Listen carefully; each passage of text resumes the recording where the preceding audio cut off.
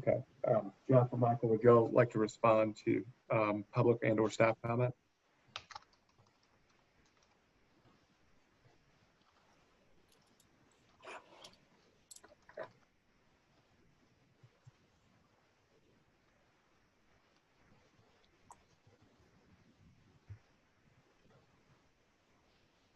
Looks like we may have lost Jeff. Michael, are you there?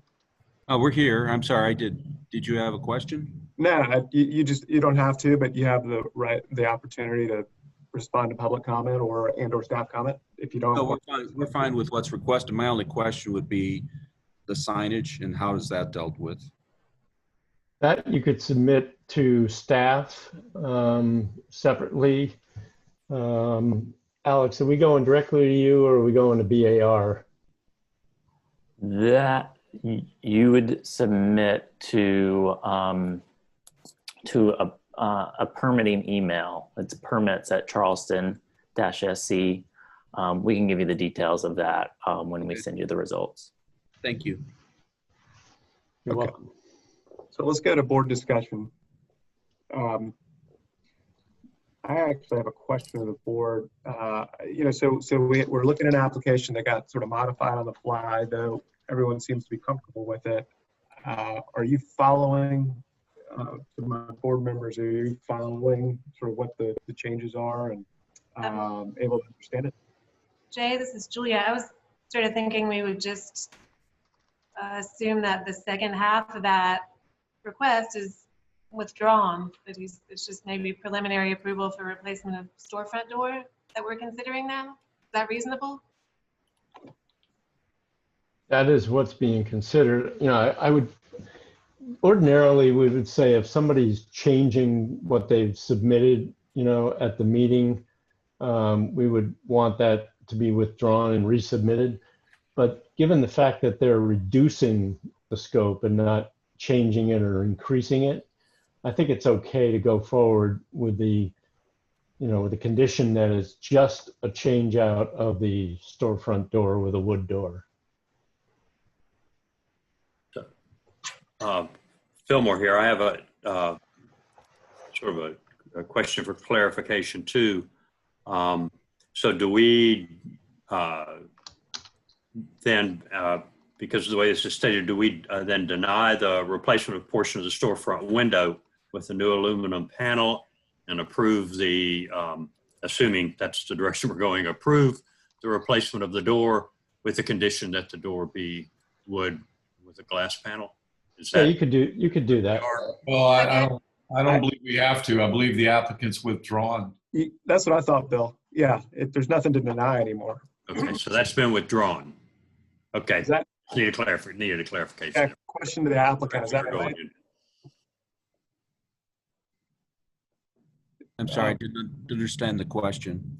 Yeah, so there were, maybe somebody can help me articulate it, but there were originally two components to the application. One was a modification to the storefront, and the other had to do with modifying the door. And are y'all withdrawing the modification to the storefront component of the application? Yes, we're withdrawing that. Okay. And now we're just talking about modifying the door. And we're fine with what's been proposed. Okay. Sorry to interrupt there, guys. Further discussion on the modified application. Oh, I do have one question. Is it okay to remove the red striping from the inside of the windows? Please do. Yes, you get points for that. I think that just went up there for the last tenant when it was maybe like a yoga studio or something. Yeah. Is when that, or maybe a Pilates studio or something. It is when that went up. And it was not approved. It just happened. Okay, so is there any further board discussion on this item? Okay, does anybody feel like positing a motion here? And I'll make a, Fillmore here, I'll make a shot at it for preliminary approval of replacement of storefront door with board condition that the replacement door be wood. Final review by staff or what? Yes, and final review by staff. Thank you, Julia. I'll second that.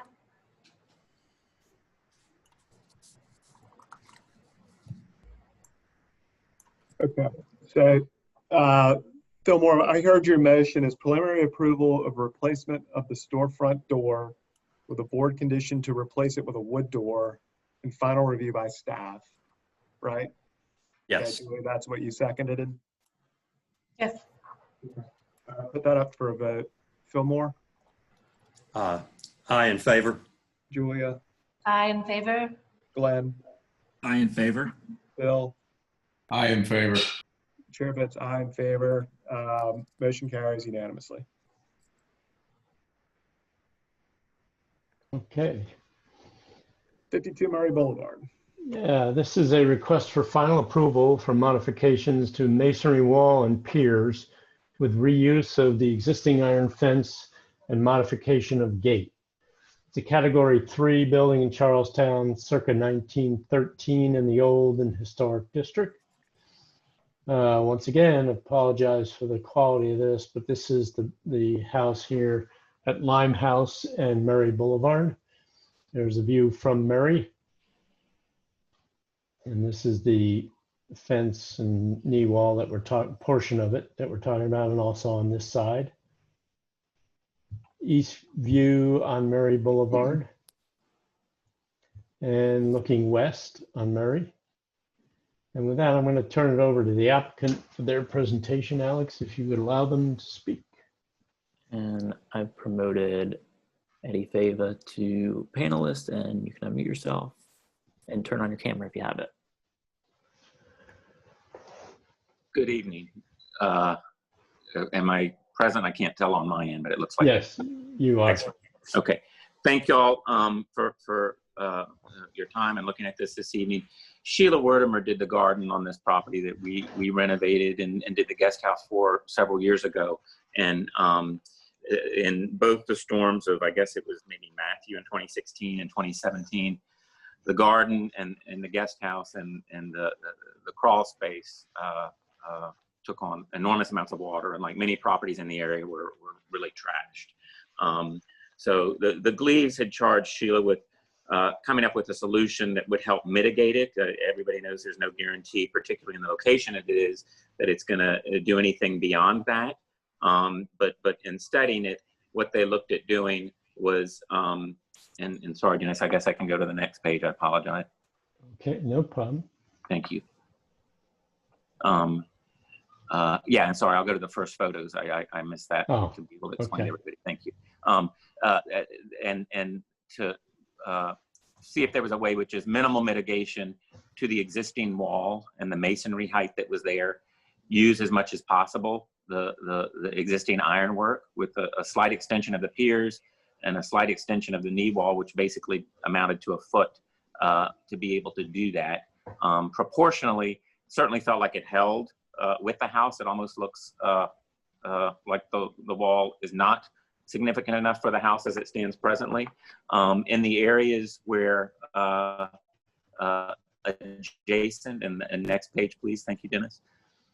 All along Murray, at varying heights, there are walls such as these. So it was trying to strike a balance with something that, again, could use as much as possible the existing ironwork.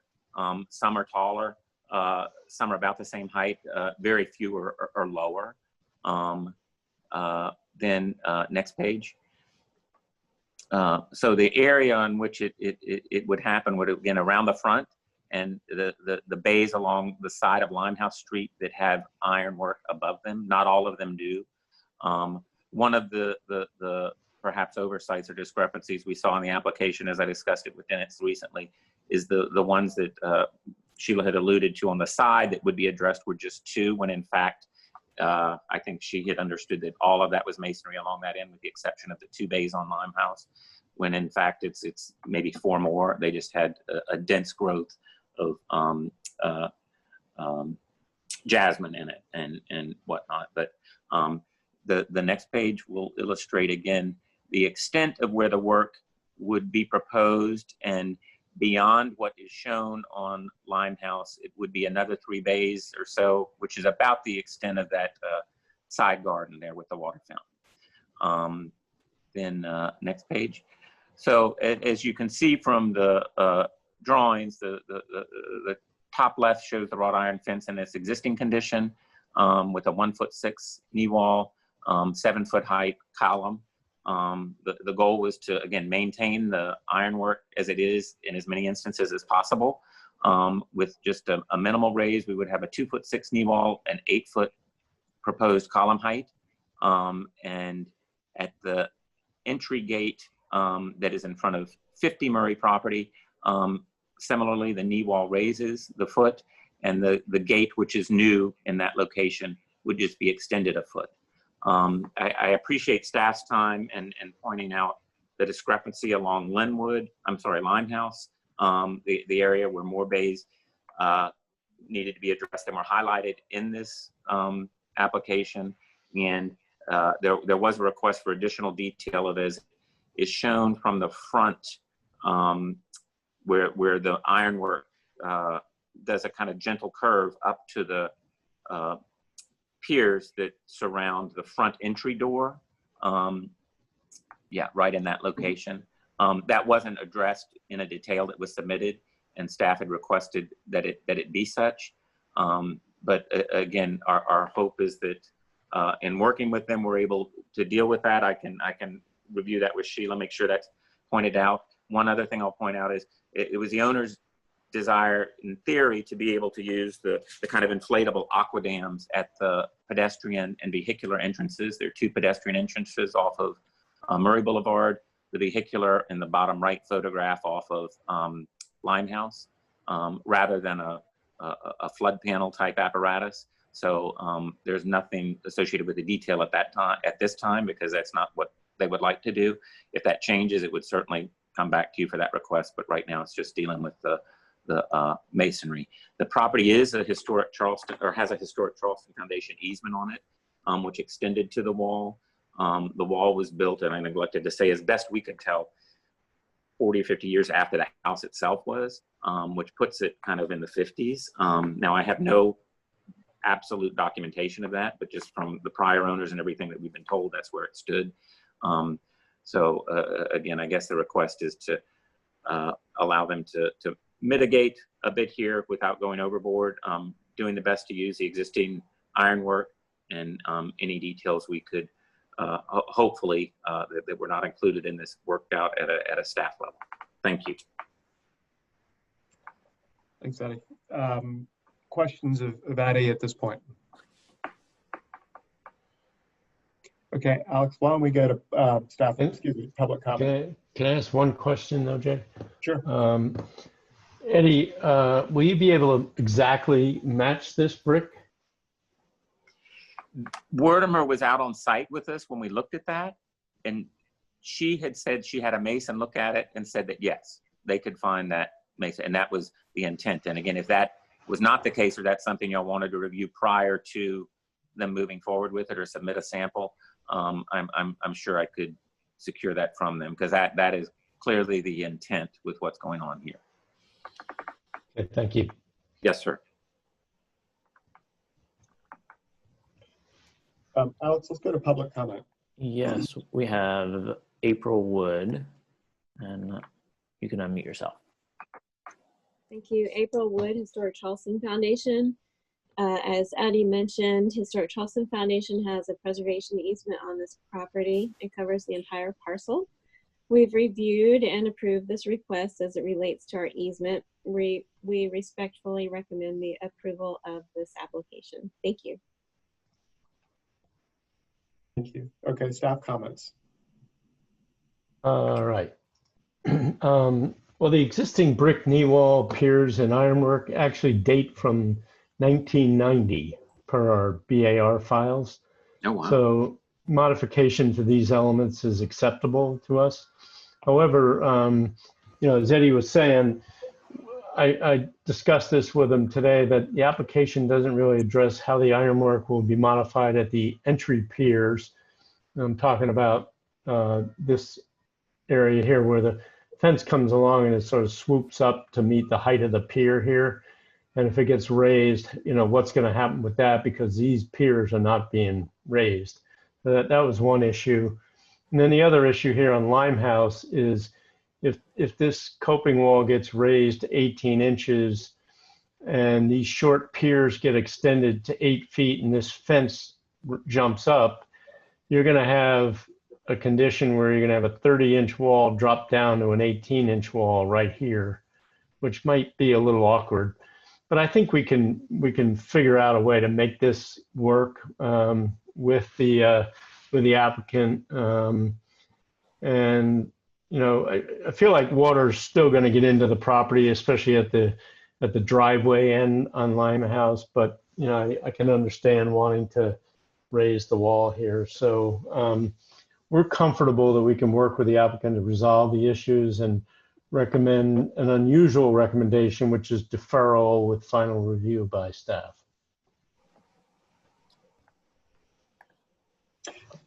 Okay, we'll tell you what, Eddie, once you got a reaction to staff and/or public comment? No, I appreciate staff ability to work with us on this, and as Dennis said, those two conditions warrant some more attention and a provision of a detail. I think we're at the intention at the piers and the entry is that it maintains a curve. It may not be as steep, but something that's gentle that reflects the intent of what was there originally. Okay. All right. Board discussion. This is Bill Huey. I would just say that I believe that staff comments are applicable, and I do think that staff and the applicant can work out this. So even the odd deferral with final review by staff, I do support that recommendation.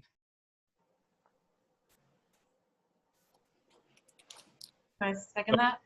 Go ahead, Julia. I can make it into a motion if you want to. Okay, well, I'll go ahead and make a Second motion. that comment. Yeah. I'll make a motion for deferral of the application, but for final review by staff. Second. All right, so Bill has made a motion for deferral of the application with final review by staff. Julia seconded it. I'll put that to a vote. Bill? Do you think the motion ought to mention that final review by staff to work out the two issues that we identified as not resolved in the application, or something like that, just for Maybe the just record? staff comments. Does that Okay. work? Okay, well, can I do deferral with staff's comments and final review by staff? Sure. Second. All right, so Bill, right, so modified motion. Bill's made deferral of the application with staff comments noted and final review by staff. Julia seconded that. All right, so put that to a vote. Bill? Aye in favor. Julia? Aye in favor. Fillmore? Aye in favor. Glenn? I in favor. Chair votes aye in favor. Motion passes unanimously. All right. Thank you. Welcome, Eddie. Okay. Agenda item is 89 Bufane. Okay, this is a request for conceptual approval for hardscape modifications to include replacement of travertine paving with bluestone, renovation of one foundation and removal of two others, addition of turf area, and overall reduction of paving. It's a category 1 in the Charleston Village, circa 1815, 1819, in the old and historic district. So on Bufane Street, obviously, these are existing site photos, beautiful house.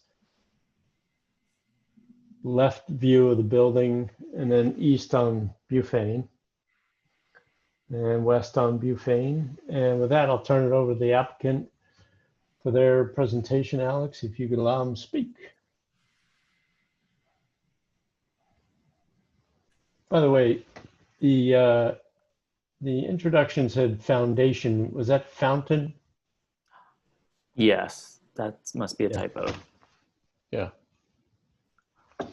All right, I promoted Amanda Barton and Lacey Bridges, and you can unmute yourselves. And if you've got a camera, you can turn it on. I am unmuted and I am trying to, There you go. You did it. can you see me? Okay, There we go. Well, thanks everybody. If you could be so kind as to add Freeman Milligan as a panelist, that would be great, Alex. So thank you everybody for your time tonight.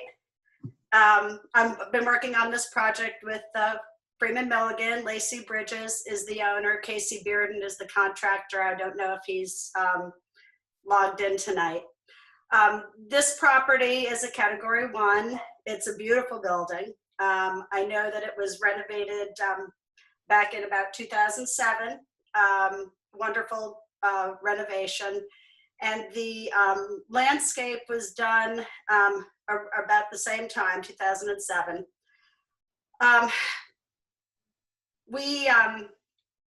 In looking at the site and meeting with the owner, you know, she wanted to simplify what was there and very much wanted to remove all the travertine marble that's on the site. It has maintenance issues and it just, you know, to all of us doesn't feel like Charleston. So in everything that we've looked in, there really are no historic materials left on the site at all. The concept is to utilize the existing space into 3 distinct areas or rooms to make it more appropriate to the context of the house and the overall district. You know, there are really just too many things going on with it. And as you said earlier, it was fountains, not foundations. There are 3 existing fountains there. So we're keeping the one that's on the north end closest to Bufane Street. The client desired a fire pit, so that's being switched out in the area where one of the fountains was. And then the 3rd fountain we're removing completely, which you saw in the photos. So we are working really with, you know, the existing space, and there are site utilities on the site already. There's quite a very, very large drainage system. It's almost highway size materials. And so we are reducing some of the impervious material. We're replacing plant materials along the west side. We're not touching anything on the east side of the property where the driveway is. We're specifically working in the zone that's being shown. So with that, is Freeman on here? I'm here, thank you. Can you hear me? He was going to go into some specifics about the different areas. Thank you. Freeman Milligan with FH Milligan Design here. First, I'm just going to kind of go over each of these 3 sub areas individually to start off with. The first thing is the dining area, and that's the kind of subspace, so to speak, that's at the north end up there by the fountain that we're keeping. Basically, up there right now, there are 4 cutout planters in the pavers in the pavement, which each have a purple leaf plum, which are not in very good condition. We're proposing to take the purple leaf plums out. We're also going to slightly adjust, as you can see on the demolition plan, if sheet 3, that'd be great, to enhance the circulation. The current cutout planters are very tight, very, very close to the seat wall and to the other edge of the pavement. We want to make that a little more reasonable in terms of walking around there. And then we're going to come back in once we take the purple leaf plums out with some pots. We're thinking some like 36-inch pots. We hadn't decided what exactly we're going to plant in those yet. We might do some formal little 3 or 4 foot clip thing, or we may do something just spilling over the sides. We'll go into further detail on the next submittal with that. As you can see, the overall site, what we're proposing to replace the pavement with is bluestone in an ashlar pattern, which is what is currently existing around the piazza with the entrance walk that goes along in front of the piazza. So we want to, when we remove the travertine, replace it with that. And then there's a few areas where we have some accents with a little bit of different, to change the pattern a little bit. We want to kind of use those to kind of define these spaces a little bit. And the first one of those is the the dining area up there. You can see where we have the four corners with the pots, and then we have the diamond-shaped 18-inch square bluestone. A bluestone on page 7, if you wanted to look at that, there's a sample of the actual photograph, a couple little shots there of the actual bluestone that's there now, to give you an idea of the range. We plan on keeping that. And then the diamond-shaped bluestone will be the same range. However, what we're thinking about doing is where we have the borders around these accent areas of the diamond pattern, to make that more of a uniform blue that would be something that would tie into at least part of the blue that's in the existing bluestone we have, but give it a thermal finish. And the idea there is just to make a subtle contrast there to enhance the visual contrast between those patterns. And then basically size-wise, the space is designed to accommodate a 8-seat dining table. And then for the middle of the site there, where we have a circle, where that's going to be a fire pit. What we're planning to do is taking that square fountain out that was there and placing that with a fire pit. The circular pattern around there is one thing too. It's going to be where the furniture goes. For the furniture, the seating, whatever, lounging, that's going to be around the fire pit. So we want to give that kind of its own place to sit. And then also the circular form, we felt that was appropriate, since that's the intersection of the two axes of the garden or courtyard. The 12-inch wide border around the diamond pattern there, it will be the same material as the border of the same color material as the border of the dining area. We're proposing, like Amanda said, to take out the southern red cedars along the western edge of the property, and we're planning on coming back in there with some East Palatka hollies in the area around next to the fire pit area. Thinking about doing Foster hollies up near toward the dining area, because that's a narrower space, and then some tea olives down on the south end, just for space reasons. But we wanted to, the reason we're thinking about doing the East Palatkas here at the center area, a couple of reasons. They're generally upright, so they're going to do a good job not getting too big, and also screening the neighbor next door, but also provide some shade. And we also, as you can see, we've done 2 groups of 3, so that enhances kind of the spatial definition there a little bit, also bringing the softening the landscape forward into space a little bit. So that was something we're trying to do. And then finally, well, also I want to mention here as well, we're proposing to replace the seat wall copings, the stairway treads, and the landing into the dependency, as well as the seat wall coping at the fountain that's to remain. And that's going to be the same bluestone, same color matching the ashlar patterns there now. Okay, in the south end of the site, we're trying to bring a little more softening. The place feels like a plaza right now. We want to give it a little more green. So proposing to do a lawn area down here. We're adding some more planted areas, more landscape. The existing palmettos down there are to be retained. We are keeping we're taking the ashlar pattern all the way around the lawn area, just for circulation reasons, I guess. And that's what makes sense in terms of also the axis of the garden and making everything balanced. And then we're also putting a little thermal bluestone threshold at the northern and southern entrance to the lawn area, just to kind of carry that same theme through, the same thermal color and finish. And we're also adding a focal feature at the middle of the lawn area. Just we need some kind of a visual terminus down on this end of the site, we felt like. Okay, now we can go talk about real quick about the fountain improvements we're proposing. That's on page 6, sheet 6. There's a picture there. You can see the existing fountain. What we're proposing to do is remove the travertine, that's the material on both faces of it, and remove the brick arch at the top, excuse me.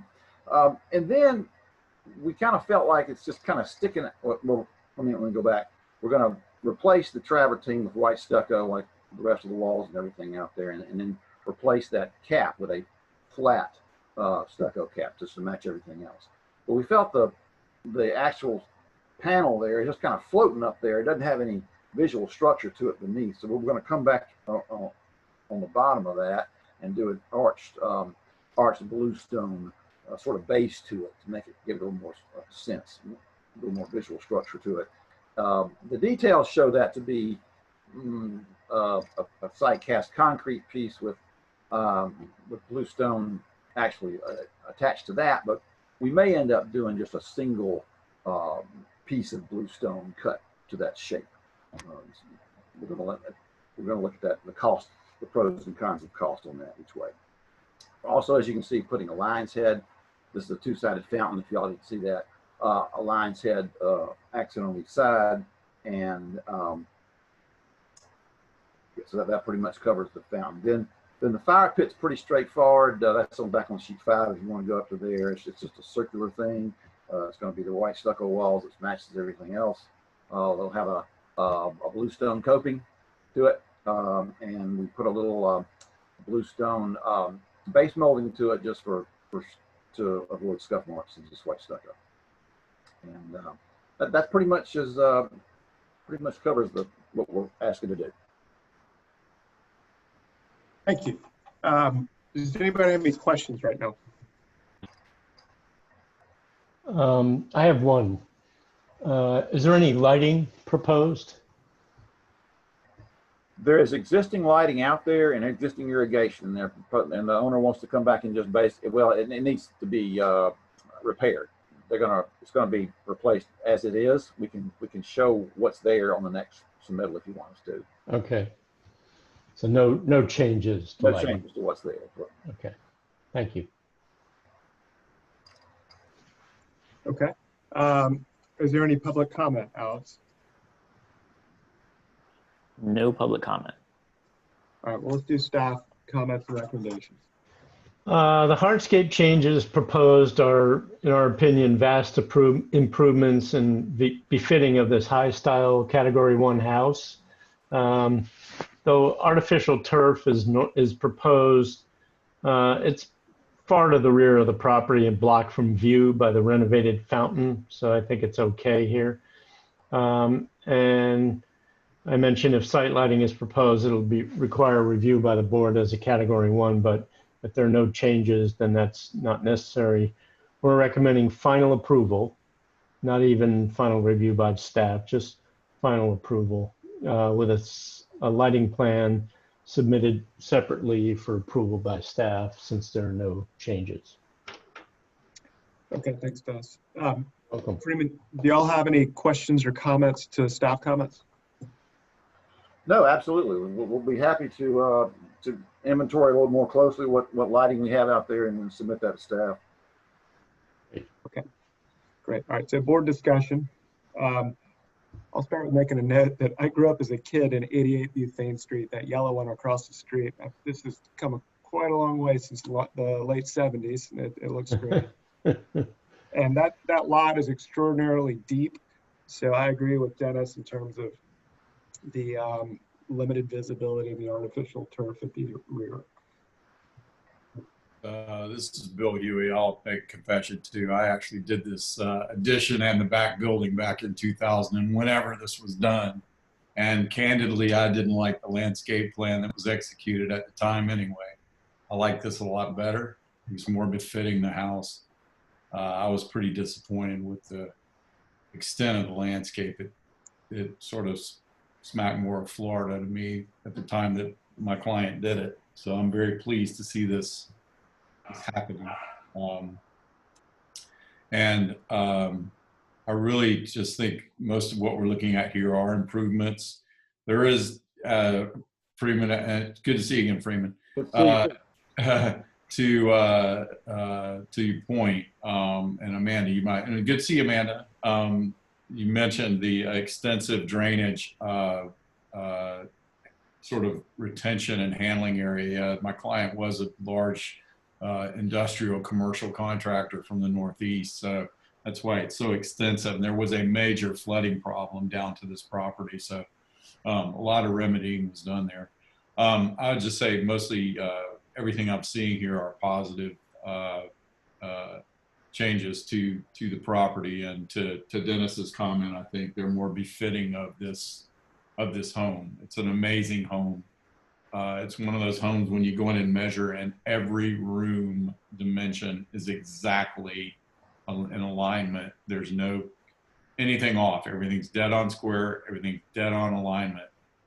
The gentleman who built this house owned a pretty major lumber yard, and I think some pretty amazing, talented carpenters owed him a lot of money because he got them to build a beautiful house for him. So I'm glad to see it happening. Thanks. I'll be brief.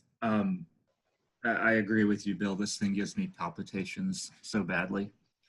And so Freeman and Amanda, I commend you. My only comment would be that, and I know this is not it's not part of your application to remove it, but I would hope that you would fully consider that fountain pool, in that you aren't constrained by what's there to add the arch and add the lion. I think, and obviously you've submitted what you've submitted, and it certainly is an improvement, but as a board member, I would love to see you maybe have the freedom to rethink what's happening there. I don't know, it's like a boat should drive under it or something. And those little lights that shouldn't be on the columns, I don't know. But otherwise, I commend you. It's so much better than what it is or was.